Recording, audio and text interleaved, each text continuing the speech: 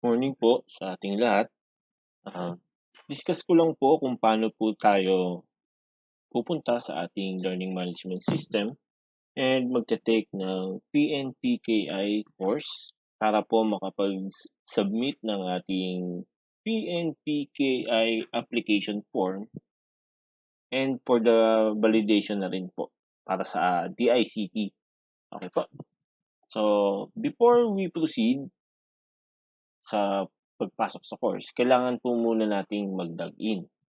So, sa nakikita niyo po sa inyong screen, ang ginamit kong sample is from Region 6. So, ito po yung r6-2.lms.deped.gov.ph.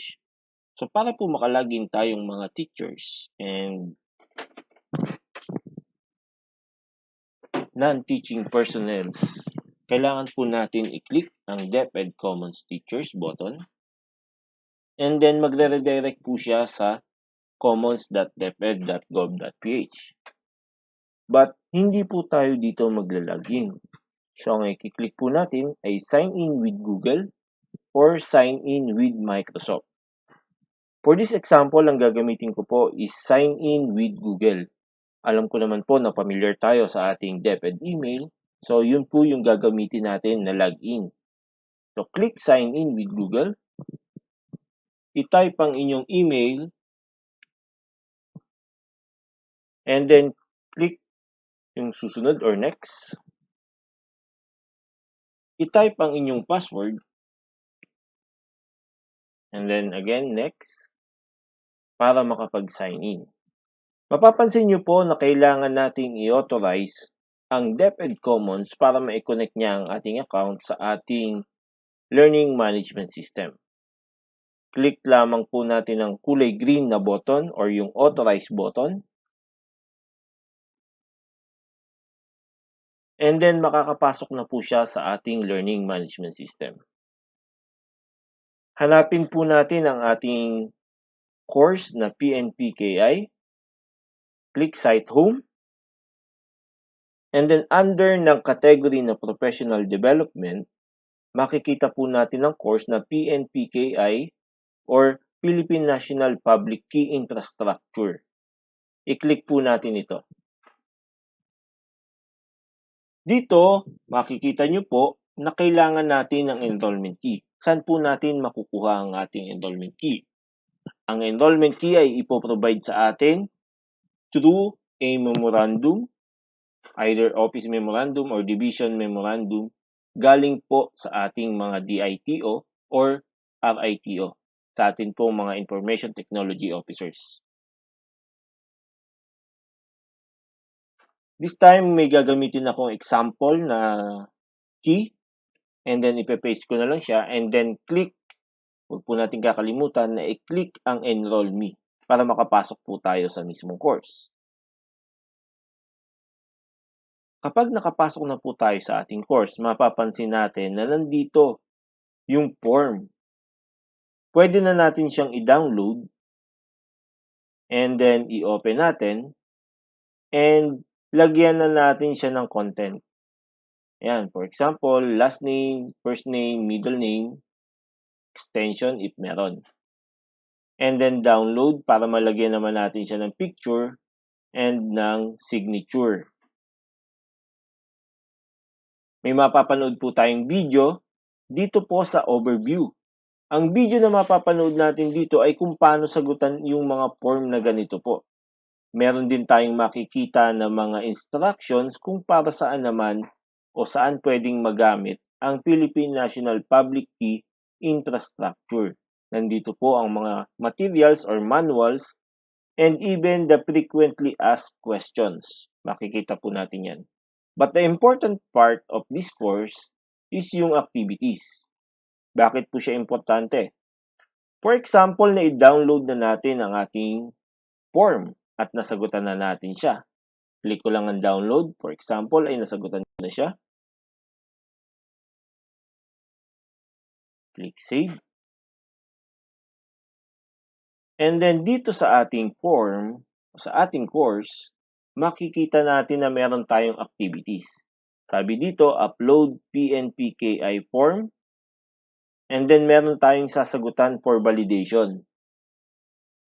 Hindi magiging available o hindi mo siya makiklik kapag hindi pa natin natatapos yung upload PNPKI form na activity.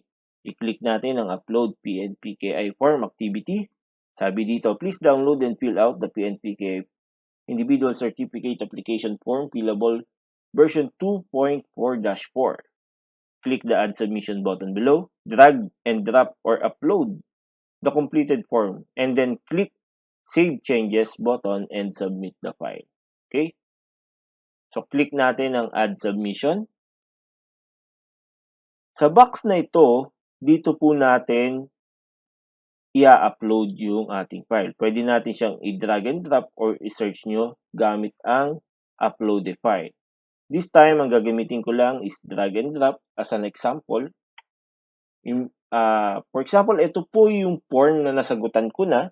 Pwede nyo siyang i-rename ng nakapangalan po sa inyo para maging mas madali pong ma-check for validation. And then, click Save Changes. Once na na-save mo na siya, pwede ka nang mag-proceed sa next activity. Please answer accurately. This activity will validate the form you've submitted. So, yung form na pinakita ko sa inyo dito, yun din ang magiging content ng quiz na ito. Although siya ay nakalagay na quiz, but this is just for the validation. Ang nakalagay po dito ay last name and etc. hanggang sa organizational unit, and then meron pa pong ilang questions. So, kailangan po magkatulad yung nilagay natin sa form and dito po sa activity na kailangan nating sagutan sa ating course. So, for example, sa last name, medyo magiging inconsistent siya dahil nakigamit po ako ng account, pero ang gagamitin ko na po dito is yung akin pong information.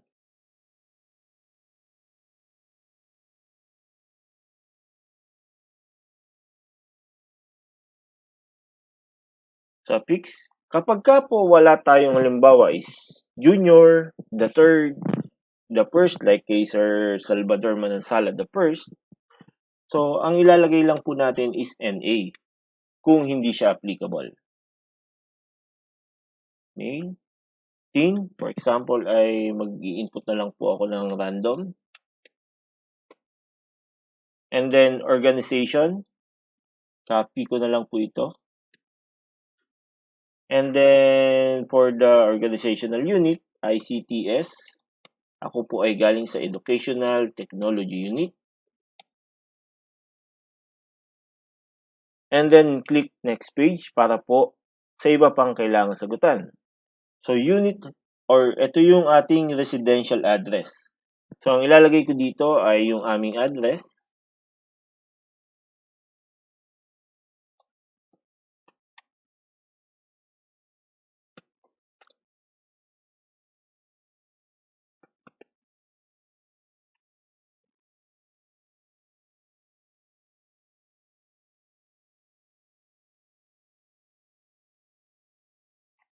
Hindi ko muna lalagyan yung email address nito. Bakit po? Isa-sample ko lang po sa inyo kung anong magiging itsura kapag ka nagkulang tayo ng activity. Click Finish Attempt. Yan, may kulang tayo number 16.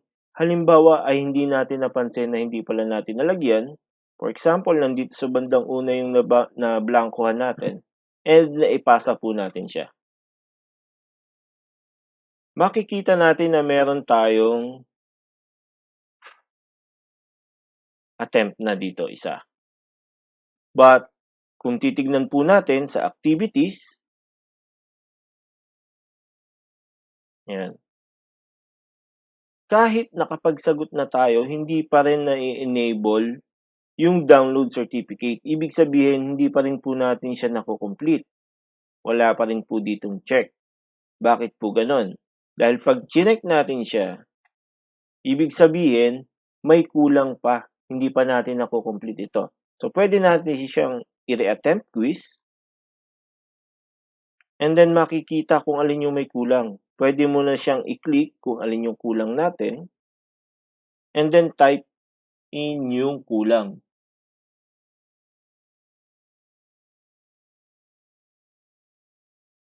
and then click Finish Attempt. Once na na-complete mo na siya, submit all and finish,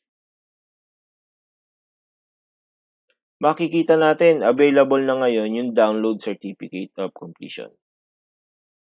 Once na natapos po natin siya, pwede na nating i-download ang certificate and then iba-validate na po ng ating personnel ang ating mga forms na ipinasa.